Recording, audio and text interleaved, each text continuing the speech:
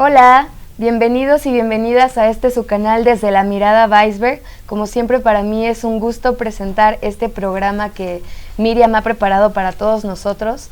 Y para comenzar este programa quiero compartirles una frase en náhuatl que dice Xi yolpaquita an moyolot, que significa alégrense sus corazones.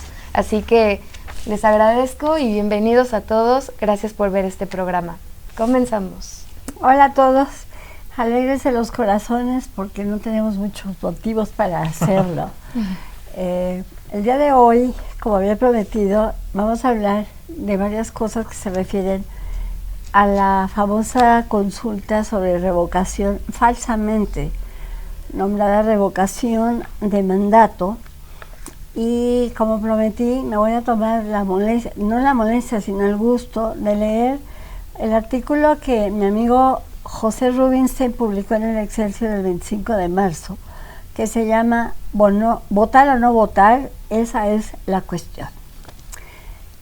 El 1 de julio del 2018, el voto popular favoreció a Andrés Manuel López Obrador, eligiéndolo presidente de la República por el periodo comprendido del 1 de diciembre del 2018 al 30 de septiembre del 2024. El presidente López Obrador, principal impulsor de la Ley Federal de Revocación de Mandato, pugnó porque ésta fuera aprobada por la mayoría del Congreso, lo cual sucedió en diciembre del 2019 y haya sido publicada en el Diario Oficial en septiembre del 2021. Dicha ley supuestamente es un instrumento de participación solicitado por la ciudadanía para determinar la conclusión anticipada del presidente de la República a partir de la pérdida de la confianza. Digo supuestamente porque no ha sido el pueblo inconforme el solicitante de la consulta para retirar o revocar de su cargo o encargo al presidente López Obrador. La consulta a celebrarse es por iniciativa del propio presidente de la República. Además, el presidente fue electo, es decir, contratado, esto lo digo yo porque, repito, el presidente y todo lo que llamamos servidores públicos son eso, nuestros servidores. Repito, el presidente fue electo, es decir, fue contratado y él aceptó para cumplir un mandato sexenal. ¿Cómo es que a mitad del camino debemos elegirlo o rechazarlo nuevamente? Cuando acudimos a las urnas en 2018, no existía ley alguna relativa a la revocación de mandato. Y si hoy se ha promulgado la ley de Marras, eso quiere decir la ley a que hacemos referencia, esta tendría que aplicarse a partir de la próxima elección presidencial. De lo contrario, se está infringiendo la ley al aplicarla retroactivamente. Hago un paréntesis para mencionar que esto es muy importante mencionarlo, porque toda ley que se acepta, que se presenta la iniciativa y que es aceptada por el Congreso y que se integra a la Constitución o no, no puede tener efectos retroactivos. Es decir, todo lo que se decide hoy tendrá un efecto de aquí hacia adelante, no a lo que pasó en el pasado.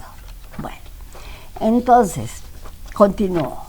Para que la consulta de revocación de mandato sea vinculante, quiere decir, al vincularla es a la que se lleve a cabo, que tenga efecto, requiere cuando menos el voto del 40% del padrón electoral, es decir, la participación mínima de 37.251.619 personas, lo cual suena casi fantasioso.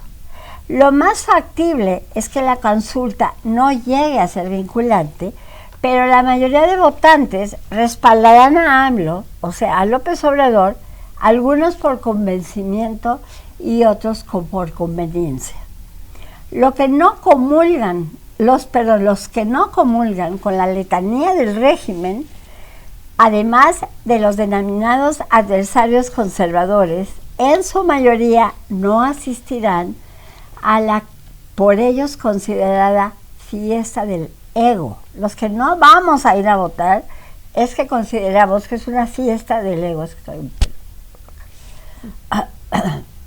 Principalmente por no quererle hacer lo que Pepe Rubinstein llama el caldo gordo a la 4T, y para que no ayudar a la vinculación de la consulta.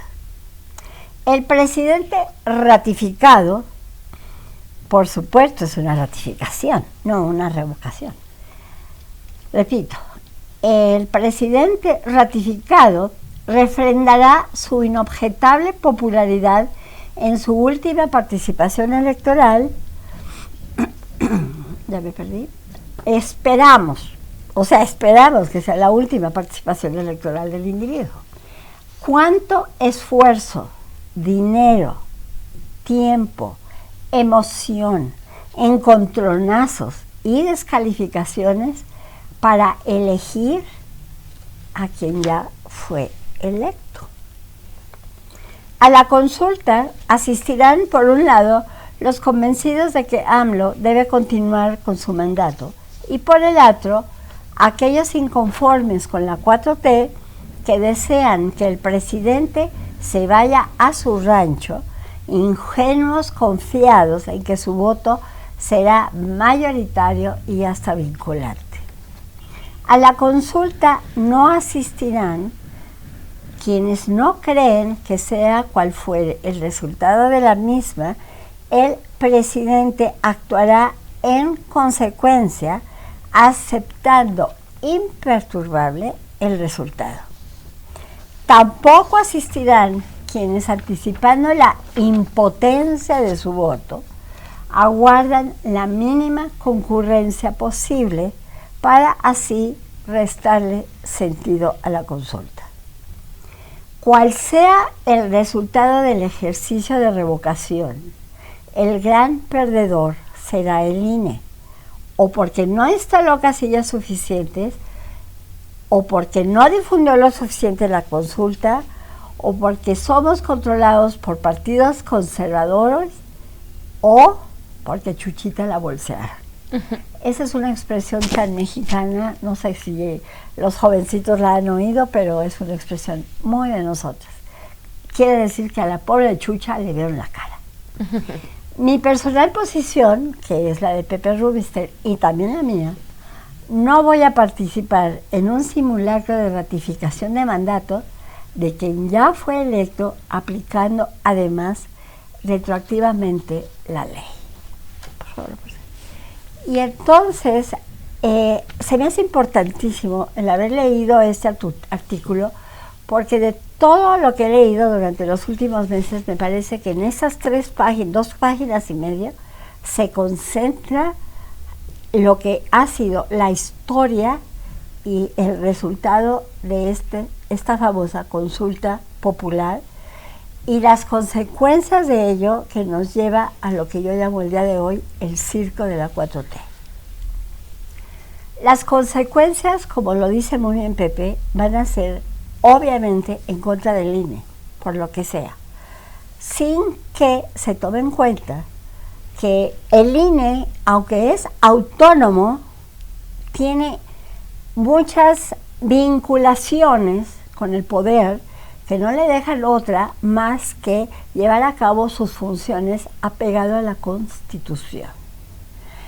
El INE, muchos hablan de que el INE es el responsable de que los partidos reciban todos los dineros que reciben. El INE no es el que decide, es el que ejecuta lo que el Congreso de la Unión decide. Si el Congreso de la Unión, básicamente los diputados, acuérdense, ya lo hemos dicho, que en la Cámara de Diputados, por mayoría simple, se decide el presupuesto de egresos para el siguiente año. Oye, Miriam, ¿nos puedes ayudar una vez más a desglosar qué es eso de la mayoría simple? Esa es lo que iba, nada más que siempre se me adelanta esta chiquilla tan brillante.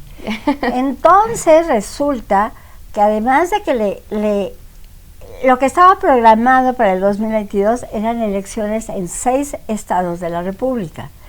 Una función básica, elemental, importantísima del Instituto Nacional Electoral es el ejecutar las elecciones, controlar que la votación sea adecuada, que la papelería, las urnas, todo esté listo para una elección que en el 2022 es en 6 estados de la República. Y resulta que le recortan su presupuesto en 4,000 millones de pesos porque así le nació en las hormonas a no sé cuántos diputaditos de Morena.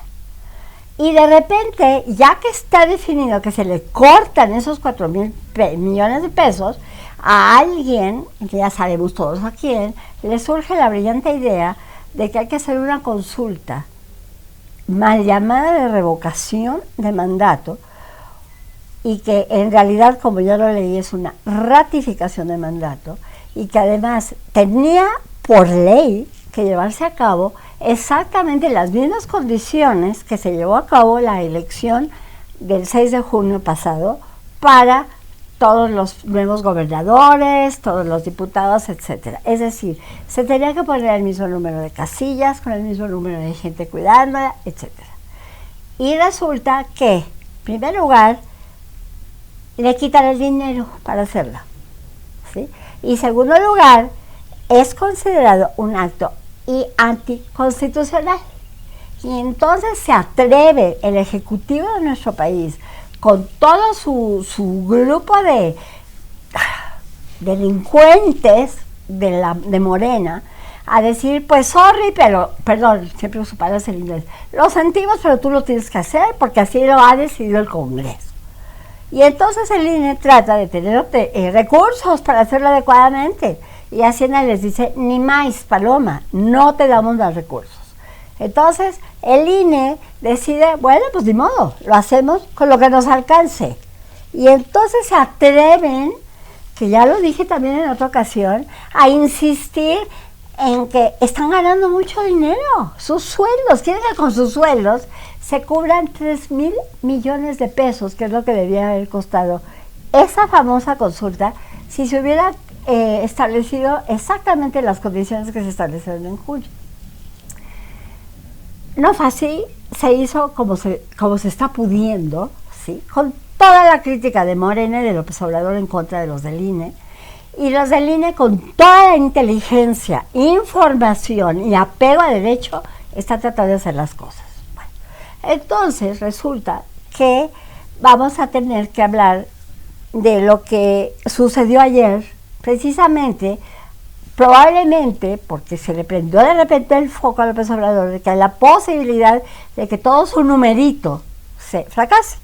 Y entonces ya anunció ayer en una de sus mañaneras, que repito, cada mañanera cuesta cerca de 13 millones de pesos, decide de que el 11 o 12, creo, de abril, él va a presentar una iniciativa donde va a promover que los miembros que se dediquen a formar la elección, es decir, una reforma electoral en la que se va a contar única y exclusivamente con la voluntad del pueblo que va a votar en las urnas para elegir a los consejeros, ministros, etcétera, considerando que debe haber 20 candidatos del Ejecutivo, 20 candidatos del Legislativo y 20 candidatos del Judicial, que como todos sabemos son los 3 poderes supuestamente independientes de la Unión.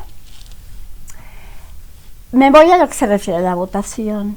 Para que una iniciativa pase a formar parte de la Constitución, se convierta en ley, en reforma de la Constitución, debe contar con lo que conocemos como votación calificada, que quiere decir que en en el Senado sobre todo, que tiene 128 miembros, debe haber mínimo 2/3 partes que voten a favor de esa iniciativa para que pase. Lo que nunca se ha aclarado es que esas 2/3 partes son de las personas que están presentes en el momento que se debe votar. Si en el momento en que se debe votar les dio chorrillo a la mayoría de los senadores y solamente hay 8 y 3/4 partes de los 8 votan, obviamente estoy exagerando, esa iniciativa pasa.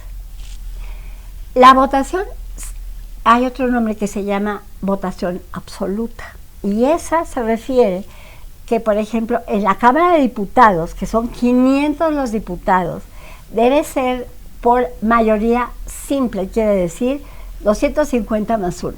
251 diputados votan a favor, y entonces ya pasa cuando es absoluta. Pero cuando es votación simple, pasa lo mismo. Si les dio diarrea y solo hay 30, entonces esos 30 votan, y si de esos 30, 16 votan a favor de la iniciativa que se está presentando, pasa. Obviamente estoy exagerando, ¿verdad? Porque esperemos que no haya la cólera y les dé diarrea a todos, ojalá. Pero el hecho es, eso es de lo que se trata el asunto. Oye, Miriam, con que les dé a los de Morena. Ay, no, eso es a lo que iba también, siempre me ganas, porque dije, bueno, Morena compra votos, ¿no? Compra senadores, compra diputados, porque el amor al dinero no es exclusivo de Morena. Lo he dicho también más de una vez. Es lo general en los seres humanos. Por eso es que el mundo está dominado básicamente por la cuestión económica. Entonces, bueno, pues a todos los que yo llamo la familia política, el dinero les gusta aumentarle ceros a la chequera. Y entonces yo lo que digo, y me dicen que estoy loca, pues sí, ya sé que estoy loca, pero lo que se trata es de que si los de Morena se atreven a comprar senadores y diputados de la oposición, pues cada vez que la oposición también se vuelva igual de corriente y también compre a diputados y senadores de Morena, porque además todos tienen un precio, ¿sí? Claro. Lo estoy diciendo como en tono irónico, pero la verdad es que es una situación verdaderamente grave. Yo considero que las decisiones que está tomando López Obrador, verdaderamente de una forma ya no solo histérica, sino malévola, de verdadera perversidad, tenemos que hacer algo para pararle el alto, ya. Porque el señor insiste en hacer todo para convencer de que es el pueblo el que participa.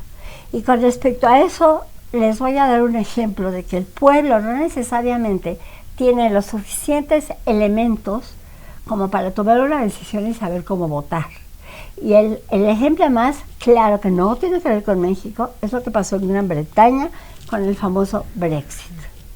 Gran Bretaña pertenecía a la Unión Europea, y el pertenecer a la Unión Europea no es así como mascar un chicle, es una cosa seria que ha tratado de salir adelante después de 70 años o más de negociaciones, de fracasos, de éxitos, y lograron por fin constituirse como una Unión Europea consistente, formada por 27 países y que tienen una moneda común que es el euro. Todos los países que forman la Unión Europea tienen toda una serie de ventajas, y seguramente desventajas también, porque está determinado por las políticas que se toman de acuerdo a la mayoría. Pero la Gran Bretaña, que siempre se ha sentido así como elite, como somos lo máximo de Europa, con su Commonwealth y demás, en otra ocasión explicaré lo que es eso, resulta que se les ocurrió a algunos de sus dirigentes políticos de que no estaría de más hacer una consulta popular para decidir si se quedan o no se quedan en la Unión Europea, sin pensar siquiera a quién están preguntando que vote. ¿Y qué creen? Estaban seguros estos políticos que pues la mayoría iba a decir, claro, que nos quedamos, pues li. Resulta que la mayoría votó en contra de pertenecer a la Unión Europea, y salió el famoso Brexit, que viene de Britain, right, exit de salida. No les quiero ni contar lo que está viviendo ahorita la Gran Bretaña por esa estúpida decisión de salirse de la Unión Europea, porque además de que salieron después de 5 años de jalonazos y de encontronazos, como dice Pepe Rubinstein, de lo que ha pasado aquí con la famosa consulta, se quedaron con una deuda de Gran Bretaña a la Unión Europea de más de 50.000 millones de euros. Pero además se quedan con una enorme cantidad de falta de mano de obra. Porque no es lo mismo ser yo país y tener aquí a mi gente que tener 27 países que están contribuyendo al desarrollo de esos 27 países con recursos económicos, con recursos financieros, con mano de obra, con desarrollo tecnológico, con todo lo que la actualidad le da a la humanidad. Se les acabó su Y entonces, si ustedes han visto las noticias de estas últimas semanas, dos grandes problemas se está enfrentando la Gran Bretaña.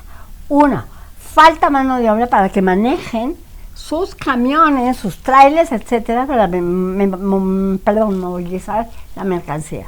Pero más grave que eso, hay falta de mano de obra para cultivar, para cosechar lo que se cultivó. Y entonces hay grandes campos de flores y hay grandes campos de frutas y hortalizas que no hay mano de obra que las recoja. Y entonces una de dos, o se van a pudrir ahí o van a tener que hacer quién sabe qué y tener que bajar el precio de los productos porque se van a tener que vender antes de lo que se debe o después de lo que se debe y con circunstancias que definitivamente son contrarias al bien del pueblo de Gran Bretaña. Bueno, exactamente lo mismo pasa en México. Y volvamos otra vez, parezco disco rayado, a la consulta sobre si se detenía la construcción del aeropuerto de Texcoco. Ya no hablemos si era extemporánea, anticonstitucional, no. Una consulta popular, para lo único que yo creo que debe existir es precisamente para la revocación de mandato. Eso quiere decir, para lo único que el pueblo puede saber qué hacer es para decir, este presidente me está fregando la vida, que se vaya. O al contrario, es decir, este presidente verdaderamente está haciendo lo que prometió, raro porque no sucede en casi ningún país, pero soñemos, y sigamos apoyándolo. Entonces ya no hay necesidad de ninguna consulta. Pero las consultas populares, sobre todo en México, han sido consultas para preguntarle a la gente cosas que ni idea tienen de lo que se trata. O sea, ¿cómo Dani va a votar si sí o no debe existir el aeropuerto de Texcoco? Dani jamás ha subido un avión. No sé si has estado en un aeropuerto alguna vez, pero por Dios. Y luego viene la consulta de los mandatarios, de que si se meten a la... Claro que sí, que se meten a la cárcel los malditos. No tienen ningún problema en lo que dicen los que dirigen el pueblo. Y luego, ¿quién es el pueblo? Porque para López Obrador, a mí me gustaría tenerlo enfrente y preguntarle, a ver, Mr. AMLO, ¿cuáles son sus parámetros o cuáles son las características que debe tener un mexicano para formar parte de eso que usted llama pueblo? Porque yo, que soy una mexicana, que pago mis impuestos, que voto, que si me conviene voy a la consulta, a alguna consulta o no, pero cumplo, como lo dije la vez pasada, tanto con mis obligaciones como gozo mis derechos como mexicana. Pero para ello no soy pueblo. ¿Por qué? Pues porque yo he tenido un ingreso mayor, porque yo me he esforzado mayor y porque no voté por él. Entonces yo no soy pueblo. Porque para él no importa ni siquiera si eres pobre o rico, no, es que hayas votado por él. Porque hay muchos pobres que él no los considera su pueblo, pues porque no están cerca de él, no lo aceptan o le reclaman. Porque esa es una característica que se ha venido dando y cualquiera que tenga el interés de prender cualquier canal de televisión donde pase en algún momento de noticias, hay personas de la población mexicana que alzan la voz para decir, no nos han respondido, no nos han entendido. Y entonces, la media de lo que sucede en el país, lo que se maneja en este país son puras, antes decía pentontadas, pero ahora decir tontejadas, porque la J es más fuerte, por no decir la palabrota. Estamos desgastándonos en la revocación de mandato. Estamos desgastándonos en si el señor Gertz Manero merece o no merece seguir en la fiscalía después de que se demostró de que por eso que él tiene y yo no, se metió a la cárcel a una mujer de 68 años por más de un año. Y, perdón, y ya salió. Ya salió después de todo lo que tuvieron que hacer sus hijos. Como ella, ¿cuánta gente no hay en las cárceles que no se les ha hecho juicio? Llevan 10 años detenidos y todavía no han tenido un juicio. Pero bueno, aquí está ella. Otra, la alcaldesa de Cuauhtémoc. Resulta que la manera en que ella pidió disculpas no es la correcta. Yo no sabía que había un manual de operaciones para cómo se pide una disculpa a 2 policías que supuestamente les tienen que pagar 30,000 pesos a cada uno para resarcirles el daño. O sea, un policía que vea 30,000 pesos juntos, yo creo que ni soñando con la Virgen María, ¿sí? Pero eso es lo que ocupa nuestra ascensión. Gelsmanero, si merece o no. Luego, este señor, ya se me olvidó el nombre, el que era el del jurídico, que también escribió contra la Sánchez Cordero, se me olvidó por el apellido de... Era el Monte. Se me van los nombres porque de veras, mi Alzheimer es en serio, pero bueno. Pero el hecho es que estamos perdiéndonos en estupidez y media, gastando recursos que verdaderamente son indispensables para la vida de muchísimos mexicanos. Ya no hablemos de la pandemia, cuántos mexicanos ya se murieron por la pandemia, ¿sí? Pero ¿cuánto se ha dicho? ¿Cuántos niños ya se murieron por el cáncer? ¿Cuántas personas se han muerto por la diabetes? ¿Cuántas personas se han muerto por hipertensión? ¿Cuántas personas han dañado su vida porque el señor llegó al poder y destruyó, hizo pedacitos, por su capricho de ponerle etiqueta a todo, que es corrupción, todo el sistema de salud está perfectamente organizado. O sea, tenía fallas y hay corrupción, sí señores, todos dentro de nosotros tenemos un elemento de corrupción, porque todo se supone que tiene un precio. A lo mejor el mío es muy alto, porque miren, yo ni con cuerpo mático pago ni nada. Y el hecho es que nos dejamos llevar por la prensa que también nos maneja a su gusto, porque no puede ser concebible que Ciro Gómez Leiva tenga en su programa en el miércoles a Epigmenio Ibarra, al que le dedica entre 30 y 60 minutos de entrevista. ¿Por qué Epigmenio Ibarra? O sea, ¿quién le impuso a Ciro Gómez Leiva que tienen que hablar con Ibarra, que le soltaron 150 millones de pesos para que haga un documental sobre la 4T, sobre saber el aeropuerto?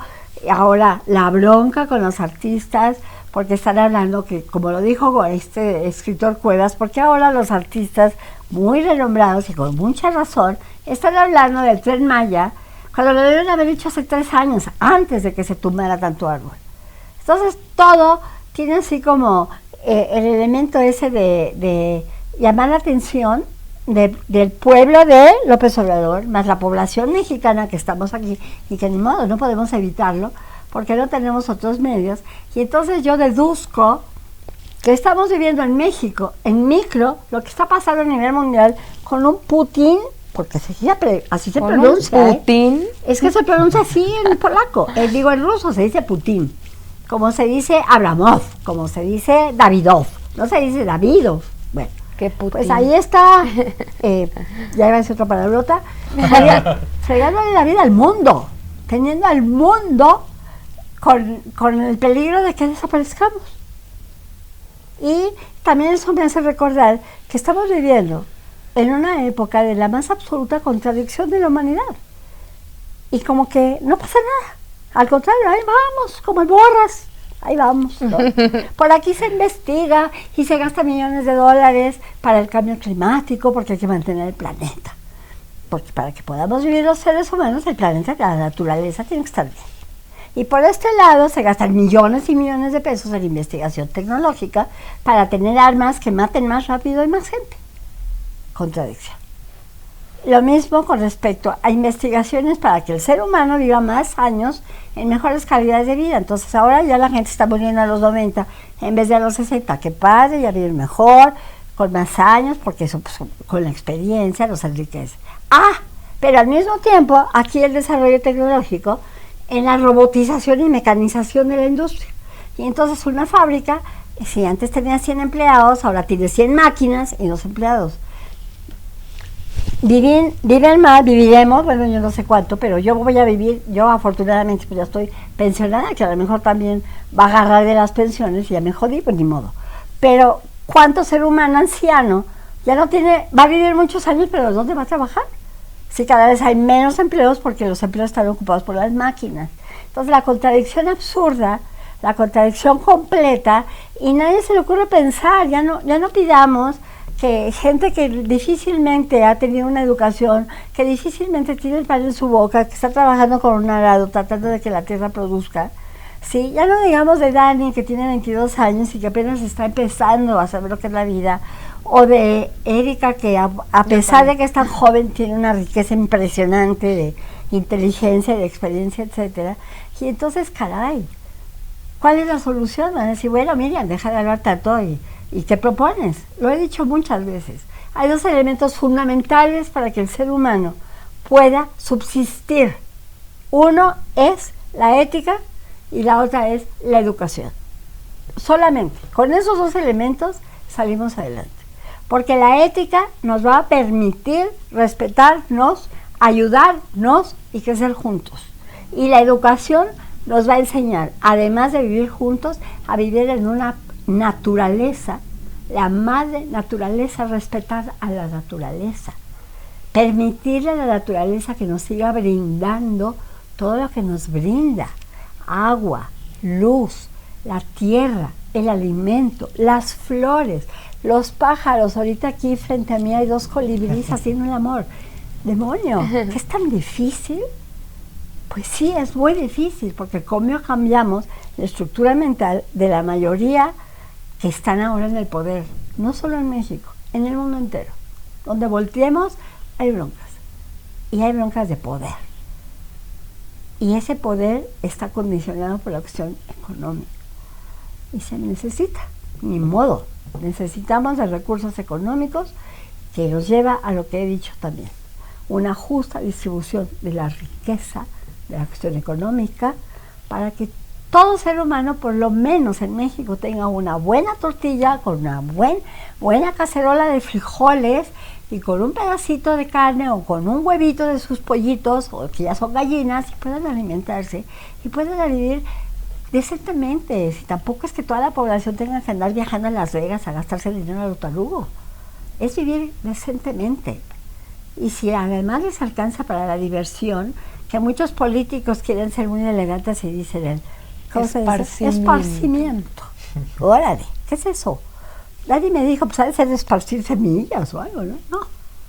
Utilizar también eso, el lenguaje para el pueblo que yo pienso como pueblo, y lo voy a cambiar para que no se chotee, la población de este país tenga la posibilidad de vivir con dignidad, de que pueda levantarse cada mañana con el deseo de levantarse a la tierra, de levantarse a ir al trabajo como obrero, de levantarse a ir a clases porque es maestro, de levantarse a ir a la oficina porque es un funcionario público, de levantarse con la gana de salir adelante porque el mundo, el pueblo y la vida lo merecen.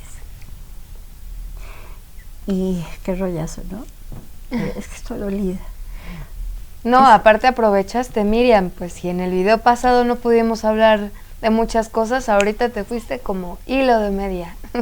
Ay, cuando yo era chica se podían arreglar las medias. Ahora no, ahora se tiran y se complotan. Sí. No, más que ahorita también, cambiando de tema un poco, ahorita también, no sé cómo está el problema en lo que es de Taiwán y China, que no tengo, o sea, no sé por qué se andan peleando si son casi... Pues se están peleando porque se pelean todos los que quieren tener el sartén por el mango y mandar a los demás. Lo que está pasando mundialmente con el conflicto de Putin creyendo que Ucrania le pertenece, porque formó parte de la Unión Soviética, hay un problema añejo entre China y Taiwán, que viene desde el principio del siglo pasado. Taiwán era China y estaba China, se volvió China popular con Mao, es decir, era China un estado socialista, comunista, y Taiwán que siguió considerándose como capitalista. Entonces, cuando se formó, no sé si se acuerdan cuando les platiqué de las Naciones Unidas, que en el Consejo de Seguridad existen 5 países que se llaman permanentes y que tienen derecho de veto. Y uno de ellos es China. En ese momento que hubo este conflicto, Taiwán era el que estaba formando parte de esos 5, pero al triunfar la revolución de Mao, le dieron la torre a Taiwán y quedó como la República Popular China como miembro permanente de las Naciones Unidas con este derecho a veto. Pasa el tiempo, siempre ha habido conflictos entre Taiwán y la China popular, aún después de que desapareció Mao y que ahora podríamos considerar así como un coche es híbrido que tiene gasolina y electricidad. Bueno, yo siento que China es híbrida porque tiene toda una parte socialista, comunista, ¿cómo se llama?, de control, no sé qué, y tiene la parte capitalista donde vengan inversionistas y les damos todas las condiciones, y no van a pagar impuestos y pongan sus plantas y las arañas. Entonces, el híbrido China, viendo el ejemplo de Putin queriendo anexarse nuevamente a un país que ya es independiente, sin que pase mayor cosa que salir en los periódicos y seguir Zelensky diciendo pobre Ucrania, como no paramos al gigante soviético, que le digo soviético porque es la mente de Putin sigue siendo soviética, aunque se diga Rusia. Y entonces está copiándolo desde hace tiempo. Ya había empezado esto de mandar aviones como para explorar cómo está la onda en Taiwán para también apropiársela. Como sucedió con Hong Kong. Hong Kong era una, llamémosle territorio del Commonwealth otra vez, de la Gran Bretaña. Y había un contrato firmado que lamentablemente terminó creo que en los años 90.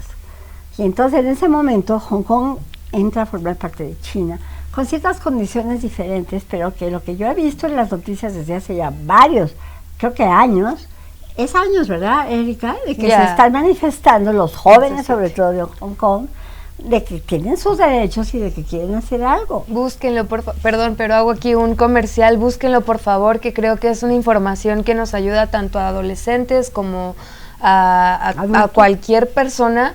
El movimiento se llama Schoolerism, porque pues en Hong Kong también daban inglés y se hablaba el inglés.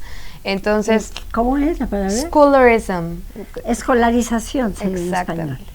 Entonces, pues este movimiento es impulsado por Joshua Wong, que a sus anteriormente 14 años se dio cuenta que pues el ministro estaba haciendo de la educación un papalote.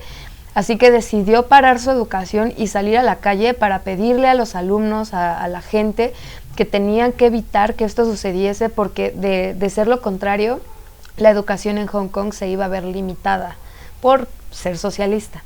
Entonces, pues creo que es tanto él como Malala, que en la India, son personajes que hoy en día nos recuerdan que la edad, y aquí está Miriam demostrándonos, por Dios, la edad no tiene que ver para nada con la voluntad. La voluntad tiene que ver cómo tú la alimentas y cómo tú la ejerces. Y pues, fuerza Hong Kong. A lo mejor nuestra Delfinita, secretaria de Educación Pública de México, conoce a ese ministro de Educación en Hong Kong y le está copiando. Porque si hay algo de lo que verdaderamente carecemos es de un sistema de educación que sirva al mexicano, que no sea una copia ni de un país europeo, ni de tanto latinoamericano que ahora presume que hay que unirse, porque además la risa. Hay 8 países latinoamericanos que insisten en querer demostrarnos que el socialismo es lo mejor que puede haber, y se juntan, y me acuerdo de la última reunión de CELAC, ya para variar cambié de tema, donde lo único que salió concreto es que se creó la Agencia Latinoamericana del Espacio. O sea, no necesitamos nada más los latinoamericanos que mandar astronautas a la luna. Y comer, vale madres, hay que irse a la luna. Con puro prana. Con puro prana. ¿Qué es eso? Pues es una población que, bueno, un número de personas en el mundo que dice que se puede alimentar solo de la fuerza del cosmos. No comen, no nada, yo creo que eso han de creer que queremos los latinoamericanos, vivir del universo. Es que sí es cierto, si nos alimentamos del cosmos, sí, pero sí, claro. Espiritualmente hablando, el cuerpo, el físico, necesita otros elementos, otros nutrientes. Para López Obrador, arroz y frijoles. Y se acabó. Entonces, creo que he sido muy intensa, que me agradezco y le agradezco a la vida que me haya hecho así, porque creo que la intensidad ayuda a que salgamos adelante. Yo creo que lo contrario de la intensidad es la pasividad. Y ser pasivo es lo que ha hecho que estemos viviendo lo que vivimos. Ya basta, porque el tiempo pasa. Y en la medida en que el tiempo pasa, se está deteriorando todo. Y bien es cierto que la palabra fuerza viene de fuego, así que no apaguemos esa vela, ese sol, esa luz que tenemos todos Esa para energía. poder valernos por nosotros como humanos y pues no dejar que las tecnologías nos controlen, sino nosotros controlarlas para seguir desarrollando nuestro humanismo, para desarrollar eso que nos hace ser humanos, estar uno con el otro, comunicarnos, compartir y recordando que este programa, pues el objetivo de todo es que aumentemos la conciencia. Por favor, denle like a este video, déjenos sus comentarios, que estaremos gustosos de leerles. Muchas gracias. Abrazos. Muchas gracias. Hasta luego. Que Dios los bendiga y nos vemos pronto. Rete pronto.